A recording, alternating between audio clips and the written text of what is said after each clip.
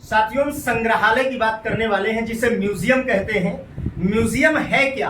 तो वह स्थान जहां पौधों व जंतुओं या अन्य वस्तुओं को दिखाने या अध्ययन के दृष्टिकोण से संग्रहित किया जाता है उसे दोस्तों म्यूजियम कहा जाता है। संग्रहालय क्यों बनाए जाते हैं? तो विलुप्त हो चुकी या विलुप्त होने वाले यानी संकटापन्न सदस्यों को रखा जाता है।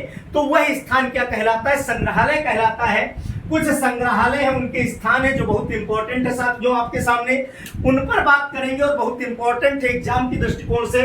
पहला है national museum of natural history. यह कहां पर है? तो यह भारत में दिल्ली जो राजधानी है भारत की, वहां पर स्थित है। दूसरा है इंडियन म्यूजियम। तो यह कहां पर है? तो भारत में यह है, कोलकाता में है। कहां पर है? कोलकाता, पश्चिम बंगाल में है। ठीक है। उसके बाद कह रहा है साथियों रॉक ग्रीन नेचर सेंटर, यह कहां पर है? तो यह है वाशिंगटन में। कहां पर है? वाशिंगटन में। उसके बाद कह रहा है सुगरलैंड म्यूजियम, यह कहां पर है? तो सुगरलैंड म्यूजियम जो है ईस्ट टेनेसी में है। कहां पर है? ईस्ट टेनेसी में साथियों, ईस्ट टेनेसी में है। उसके बाद महाराजा सवाई मानसिंह म्यूजियम, आप समझ गए होंगे, जयपुर राजस्थान में है और राजस्थान की राजधानी जयपुर है। तो यह क्या है? आपके जयपुर में है। कहां पर है साथियों? जयपुर में है। उसके बाद नेचुरल हिस्ट्री म्यूजियम कहां पर है? तो यह साथियों लंदन में है। कहां पर है?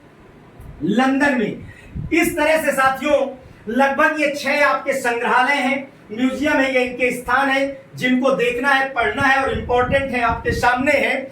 और मैंने बताया कि म्यूजियम वही स्थान है जहां पर पौधों एवं जंतुओं व अन्य वस्तुओं को दिखाने के लिए या अध्ययन की दृष्टिकोण से संग्रहित किया जाता है। संग्रहालय कहलाता है।